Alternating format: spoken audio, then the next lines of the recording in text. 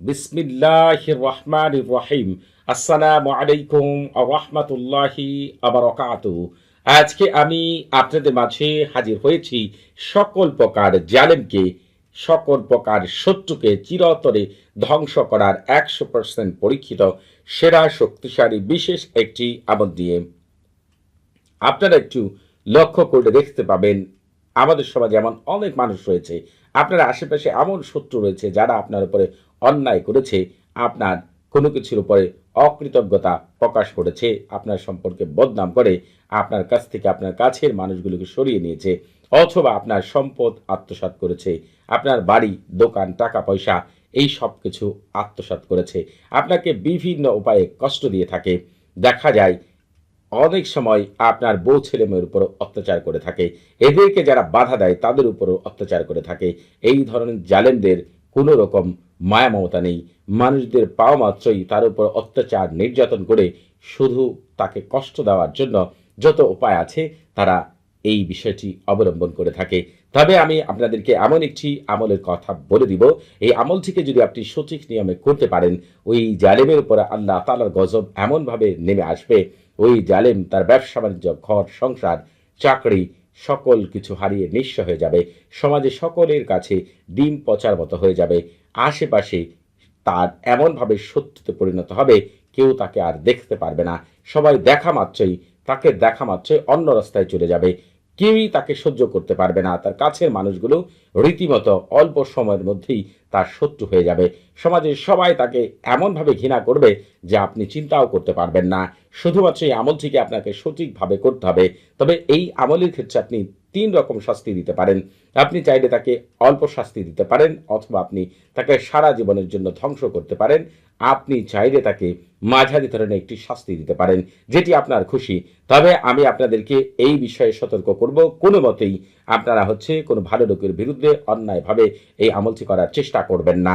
এই আমলটি করার ক্ষেত্রে পাক পবিত্র হয়ে অজু করে পূর্ব দিকে মুখ করে মুখে তিতা জাতীয় জিনিস নিয়ে জালেমকে আপনি বল্লম দ্বারা তার বুকের মধ্যে আঘাত করছেন এবং পচা ডিম তার উপরে ছেড়ে দিচ্ছেন। এই কথাটি মনে মনে চিন্তা করে তারপরে আমলটি করবেন।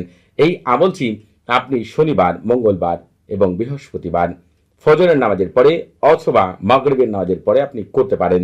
তবে আপনি যদি চান যে আপনি এর চাইতে আরো উত্তম সময় আমল করবেন, এই ভিডিও ডেসক্রিপশন বক্সে একটি ভিডিও লিঙ্ক পাবেন, সেই ভিডিওটি শুরু থেকে শেষ পর্যন্ত দেখলে কোন সময় আমল করা উত্তম, শত্রুকে চিরতরে ধ্বংস করার জন্য সেই সম্পর্কে একটি পরিপূর্ণ ধারণা পাবেন ইনশাআল্লাহ।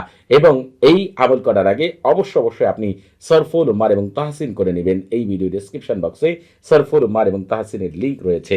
এরপর আপনাকে যেটি করতে হবে, যে কোনো একটি মম আগে থেকে বাজার থেকে আপনাকে কিনে আনতে হবে। এরপর মোমের গায়ে আপনাকে যেটি করতে হবে, এই যে তোয়া হরফটিকে 7 বার আমি যেভাবে লিখেছি, তবে আপনারা এখানে 7 বার না লিখে 9 বার লিখবেন, কারণ এখানে একটি বড় গুরুত্বপূর্ণ বিষয় লুকায়িত আছে, সেটা আমি পরে বলবো। আপনারা এখানে এই তোয়া হরফটিকে 9 বার আপনারা লিখবেন।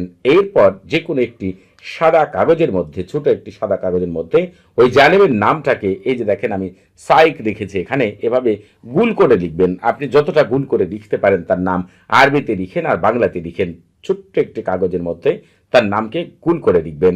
লিখার পরে আপনি যে কাজটি করবেন, তার নামের চারপাশে আপনাদেরকে একটি পবিত্র সূরা দেখিয়ে দিব।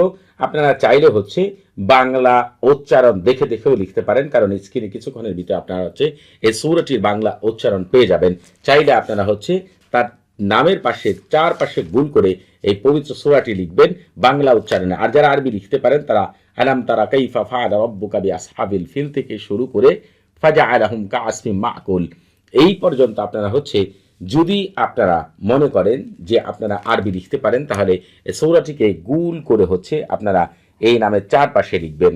আর যদি মনে করেন যে না, আপনি লিখতে পারবেন না, তাহলে স্ক্রিনে যে বাংলা উচ্চারণ রয়েছে সেটা দেখেই আপনি গুল করে আপনি তার নামের চারপাশে এই সূরাটিকে আপনি লিখবেন। লিখার পরে আপনি যে কাজটি করবেন, ঠিক তার নামের উপরে এই মমটিকে আপনি রাখবেন। রাখার পরে মমের গায়ে আপনি আগুন ধরিয়ে দিবেন। আগুন ধরিয়ে দেওয়ার পরে আপনি যে কাজটি করবেন, তার আগে একটি কথা বলে নিচ্ছি আপনাদেরকে। আপনারা পৃথিবীর শ্রেষ্ঠ আমলগুলো পাওয়ার জন্য অবশ্যই আমাদের চ্যানেলটি সাবস্ক্রাইব করবেন এবং আমাদের পাশে থাকার বেল বাটনটি এখনই অন করে দিবেন। এই দুইটি কাজ আপনারা এখনই করে দিবেন। আপনারা যে কাজটি করবেন সেটি হচ্ছে তার নামের উপরে এই যে মোমটি রয়েছে এই মোমটিকে আপনি হচ্ছে রাখবেন। রাখার পর মোমের গায়ে আপনি আগুন ধরিয়ে দিবেন। আগুন ধরিয়ে দেওয়ার পরে আল্লাহ তাআলার একটি পবিত্র নাম ইয়া কাহারু আপনি হচ্ছে 700 বার পাঠ করবেন। 700 বার পাঠ করা মাত্রই আপনি যেটি করবেন সেটি হচ্ছে মোমটিকে আপনার যে আগুন রয়েছে আপনার শাহাদাত আঙ্গুলি এবং এই যে বিদ্যা আঙ্গুলি দ্বারা আপনি যেভাবে হচ্ছে মোমটির আগুন এমনি করে বন্ধ করে ফেলবেন। বন্ধ করার পরে আপনি মোমটিকে ওই অবস্থায় রেখে দিবেন। এখন আপনি যদি মনে করেন যে তাকে আপনি হচ্ছে অল্প শাস্তি দিয়ে বুঝাতে চান তাহলে আপনাকে যে কাজটি করতে হবে সেটি হচ্ছে ওই মমটিকে দ্বিতীয় দিন আপনি হচ্ছে ইয়া কাহারু 700 বার পাঠ করে আপনাকে হচ্ছে এই মমটিকে সম্পূর্ণ জ্বালিয়ে ফেলতে হবে। তাহলে আপনার যে ধরনের শাস্তি পাওয়া দরকার সেই ধরনের শাস্তি পাবে এবং আপনার কাছে সে ক্ষমা চাইবে।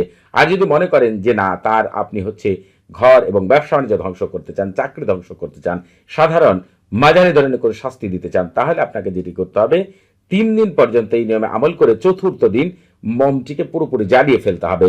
আর যদি আপনি হচ্ছে তাকে সারা জীবনের জন্য ধ্বংস করতে চান তাহলে আপনি 7 দিন পর্যন্ত এইভাবে আমল করবেন, অর্থাৎ 6ষ্ঠ দিন পর্যন্ত এইভাবেই আমল চলবে। কিন্তু 7ম দিনে এসে আপনাকে যেটি করতে হবে এইটাকে মমটাকে পুরোপুরি আপনার জ্বালিয়ে ফেলতে হবে এবং মনে মনে বলবেন অমুকের ছেলে অমুক অথবা অমুক সারা জীবনের জন্য চিরতরে সকল দিক থেকে ধ্বংস হয়ে যাক।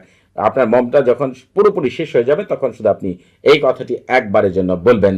তবে আপনারা এই আমল করার আগে অবশ্যই আমার কাছ থেকে ইজাজত নিয়ে আমল করবেন। আপনাদের বুঝতে কোনো প্রকার সমস্যা হলে, কোনো কিছু জানার থাকলে, কোনো কিছু বোঝার থাকলে প্রতি শুক্রবার এবং শনিবার সকাল 9টা থেকে রাত 11টা পর্যন্ত এই নাম্বারে কথা বলতে পারবেন। তবে নামাজের সময় নাম্বারটি বন্ধ থাকবে, সেদিকে খেয়াল রাখবেন। এরপরে আপনাকে যে কাজটি করতে হবে এই মমটিকে যে কোনো